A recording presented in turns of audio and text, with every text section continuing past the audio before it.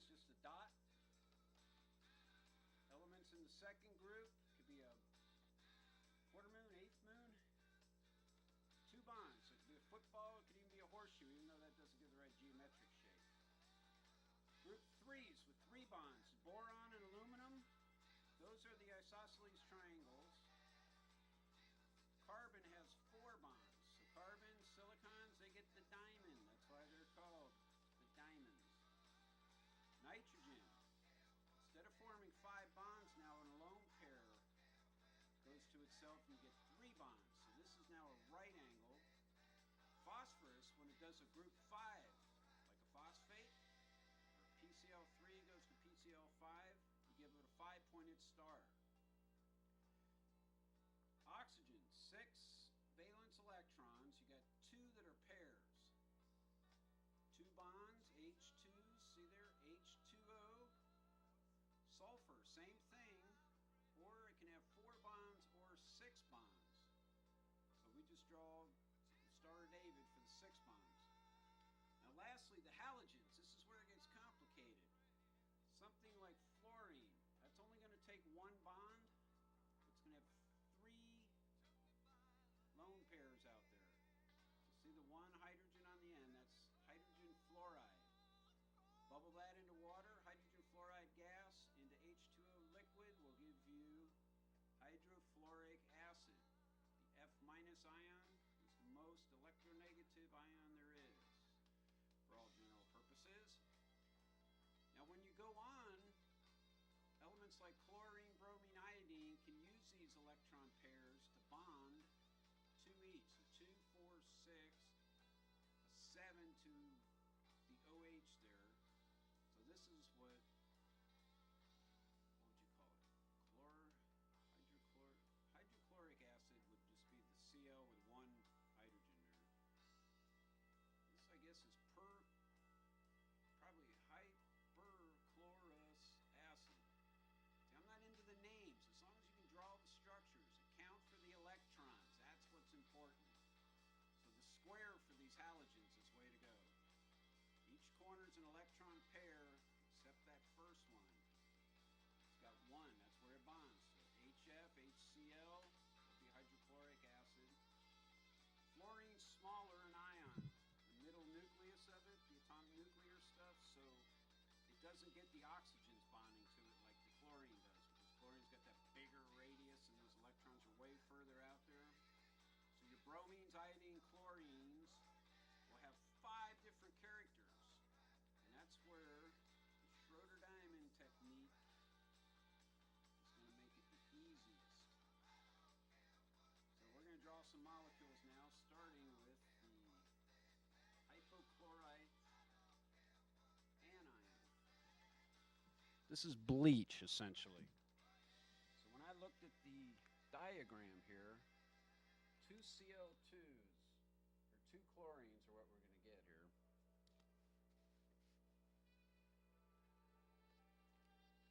We'll look at this for a second. Hypo-Chlorite bleach.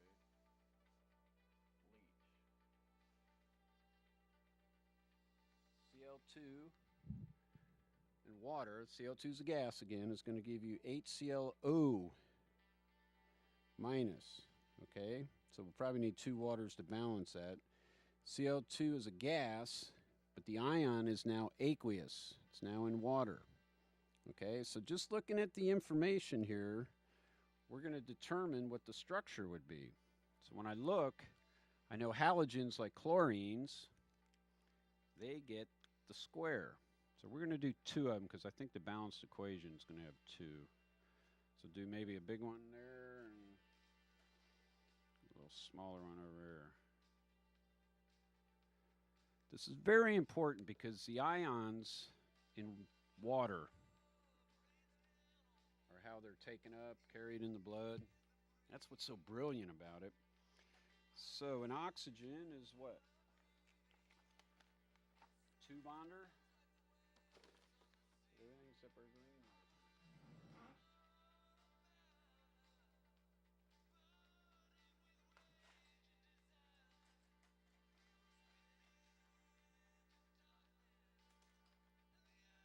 color pencils here. So oxygen is always 2, and we've 2 bonds, and we've only got 1 oxygen. So let's put it on this side. Now oxygen be smaller now, so maybe I would be more correct.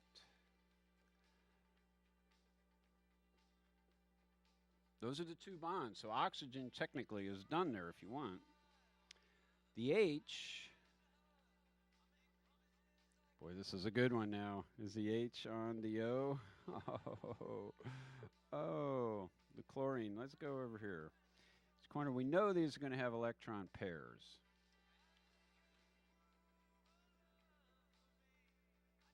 I don't think that's actually the way it is here. I think it goes 1O with the OH on there. Got a repair tape here. Watch this, kids. Should have used scissors. Look how cruddy that looks. Okay, so I actually believe, and somebody can write me if I'm wrong, another electron pair here.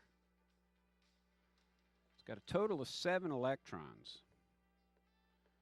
So that's what a chlorine would be. I think that this actually gets a single bond to an oxygen, and the acid is on the oxygen. See, that's why I tell you it's important to learn the chemistry of this. You cannot memorize it.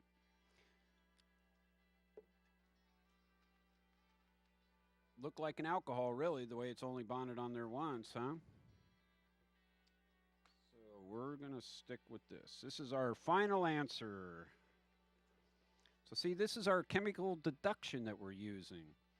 We're learning electronegativities. If this is really electronegative, oxygen's really electronegative. Where is the little p going to fit? This is what I've been stressing all along. Hydrogen, the protons are like insignificant.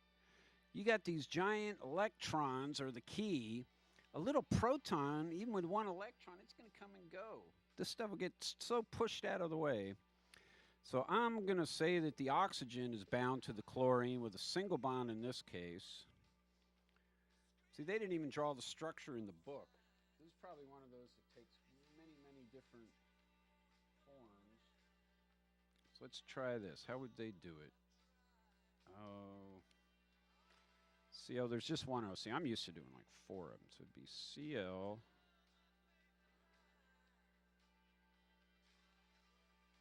How would they just OH, I guess? They didn't even write it in the book. I should have looked this up. I apologize.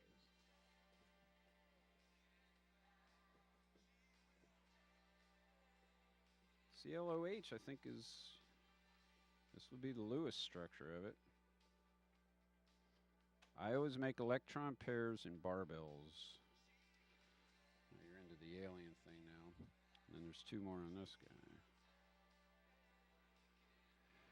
So that is the bleach molecule. And again, this proton will even fall off. See, that's what I want to draw down here. Keep these electron pairs.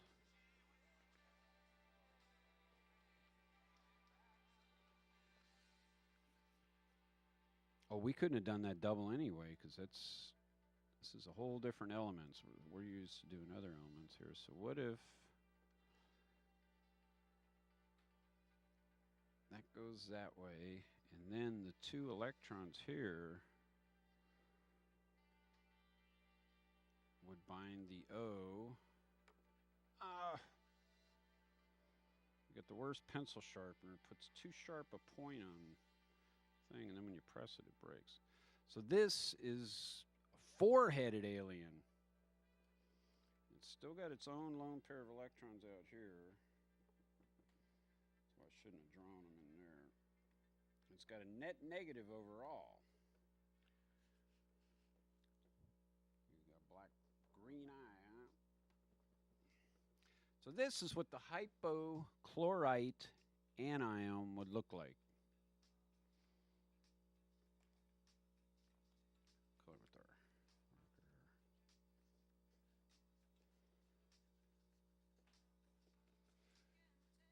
This is the form when it's in the